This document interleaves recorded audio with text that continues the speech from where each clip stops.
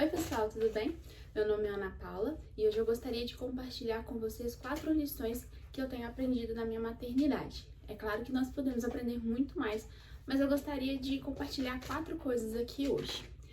E a primeira coisa delas é que nem tudo ou quase nada está sob o meu controle.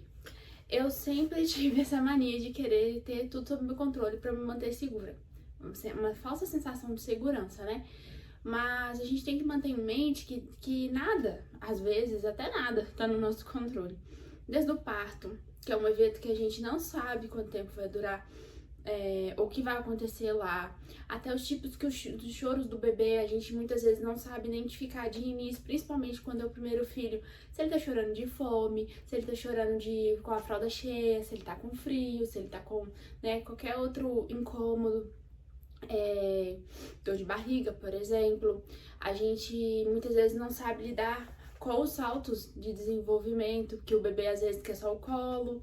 Então, assim, muitas coisas não estão no nosso controle, né? Se o, Deus nos livre e guarde, mas se o bebê resfria, alguma coisa do tipo, já aconteceu comigo, esse tipo de situação. Então, eu descobri que eu não tô no controle das coisas. Eu não sou a Mulher Maravilha, apesar de que a sociedade quer que nós mulheres sejamos a Mulher Maravilha, nós não somos. Nós somos mulheres normais e mulheres reais. E a irritação causada pela privação de sono, ela também nos atrapalha muitas vezes. A dificuldade de amamentação, outros fatores que a gente encontra como desafio na maternidade. E essas coisas não estão sob o nosso controle. Então, assim, por exemplo, eu vou dar o meu exemplo da amamentação, principalmente da Débora. Eu tive 4 mastites e com a do Daniel eu já tive 2. Então, não era algo que eu queria que acontecesse, sabe? Mas aconteceu e por mais que eu tentei evitar, acabou acontecendo do mesmo jeito. Eu acabei tendo esses quadros de mastite. Então, tem coisa que não tá no nosso controle. O que nós precisamos fazer é entregar os nossos planos nas mãos do Senhor, para que a gente vá bem e seja bem sucedido, né? Porque na palavra do Senhor fala que aquele que, lá em Salmos 1, fala que bem-aventurado é aquele, né, que tem o prazer na lei do Senhor, que medita nela de dia e de noite. Esse vai ser comparado a quem é plantado junto às águas, que sempre vai ter ali provisão e que vai dar fruto no seu tempo certo. Então, independentemente do que vá acontecer, a gente sempre vai estar fluindo na provisão do Senhor, porque a gente está confiando nele. Em João 15:5, Jesus disse que sem ele nada podemos fazer.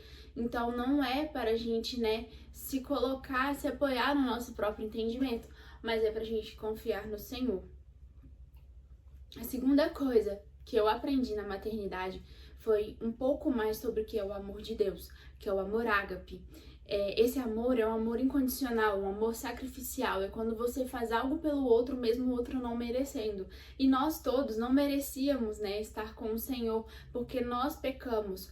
Toda a humanidade pecou, desde que Adão e Eva pecou, toda a humanidade foi afastada do Senhor. E o Senhor ainda assim entregou o filho dele para resolver a situação, vamos dizer assim, em outras palavras, que é morrendo no nosso lugar, sofrendo o castigo do nosso pecado e nos conectando novamente com o Pai. Então, assim, quando eu me tornei mãe, eu comecei a entender um pouco mais isso, porque a minha primeira filha, não precisava fazer nada para eu amar ela. Ela não precisava fazer ritos, ela não precisava me falar que me amava, ela nem sabia falar. Ela não precisava, só de estar na minha barriga eu já amava. Então eu aprendi um pouco mais do que esse amor ágape. Deus nos amou primeiro, muito antes da gente amar Ele ou pensar em fazer algo para Ele, Ele já nos amou. Em Isaías 49, nos versículos 15 e 16 diz assim: haverá mãe que possa esquecer-se do seu bebê ainda que mama e não ter compaixão do filho que gerou? Embora ela possa esquecer dele, eu não me esquecerei de você. Veja, eu gravei você nas palmas das minhas mãos. Os seus muros estão sempre diante de mim. Então, o amor de Deus por nós é um amor que a gente não explica com a mente. A gente só entende no espírito. E a gente só consegue amar ágape com o espírito. É o Espírito Santo que nos direciona isso. E aí isso já linka por terceiro ponto, que eu aprendi a ser mais paciente e mais tolerante. De mim mesma, eu não conseguiria fazer isso, porque a paciência é um fruto do Espírito. Quando a gente anda em Espírito, nós somos desenvolvidos na paciência. porque o amor ágape, o amor sacrificial, é um amor que a gente vai desenvolvendo no Senhor. Jesus fala que um dos mandamentos, um dos maiores mandamentos, o primeiro é amar a Deus com toda a força, alma e entendimento, e o segundo é o próximo como a ti mesmo.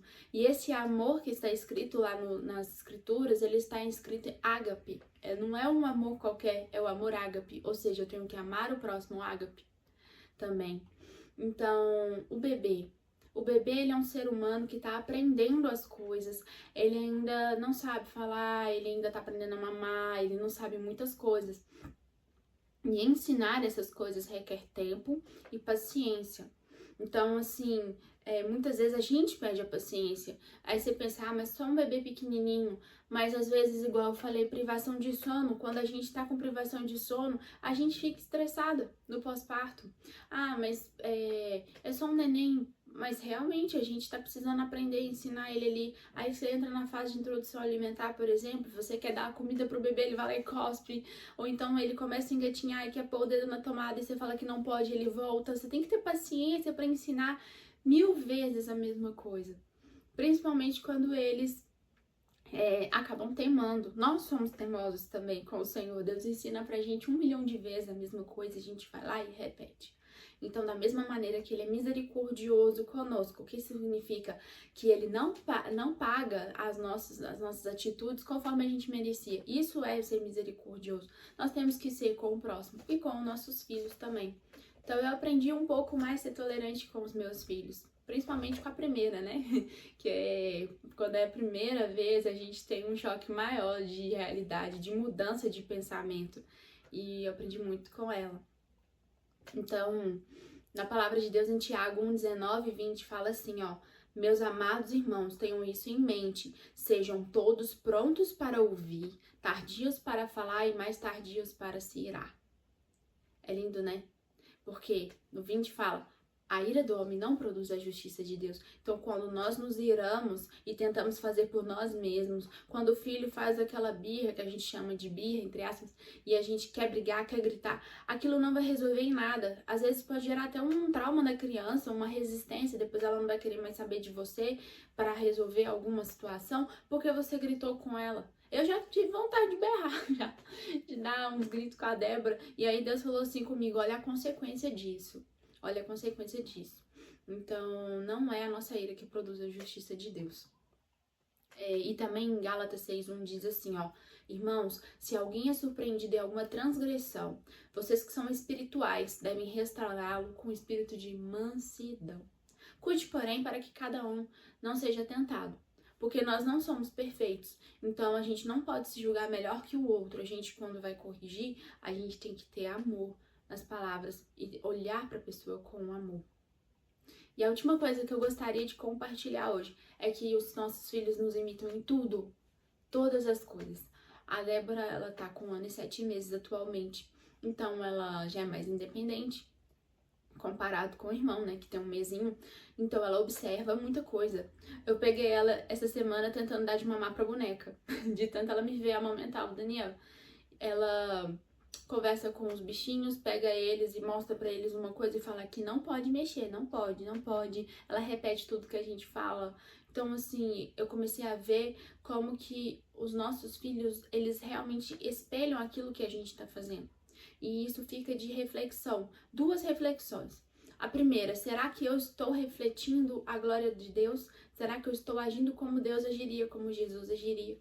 Porque se eu sou filha dele, eu tenho que agir como ele. E a segunda é, o que eu tô passando de legado pros meus filhos? Porque se eles me veem, eles vão fazer o que eu faço. E será, o que eles estão fazendo? Será que é para a glória de Deus? Então, para deixar um último versículo aqui, João 5,19, diz assim, ó, Jesus lhe deu esta resposta. Em verdade lhes digo que o filho não pode fazer nada de si mesmo, só pode fazer o que o pai vê, que ele vê o pai fazer, porque o pai faz o filho também faz, perdão, porque o que o pai faz, o filho também o faz. Ou seja, Jesus veio mostrar ao pai, tudo que Jesus fez é porque o pai fez. Então, tudo que Jesus faz, nós deveríamos fazer também. E da maneira, tudo que os nossos filhos fazem é porque é o que a gente faz. Então, fica como uma reflexão, como nós temos agido. sabe? Para que a gente pense se a gente realmente está sendo cristãos, né? Imitadores de Cristo, ou apenas religiosos. E nós temos que manter isso em mente, que se nós queremos andar pertinho de Jesus, nós vamos ser igual a eles, tá bom? Fica um beijo, eu agradeço pela companhia de vocês até aqui e até a próxima.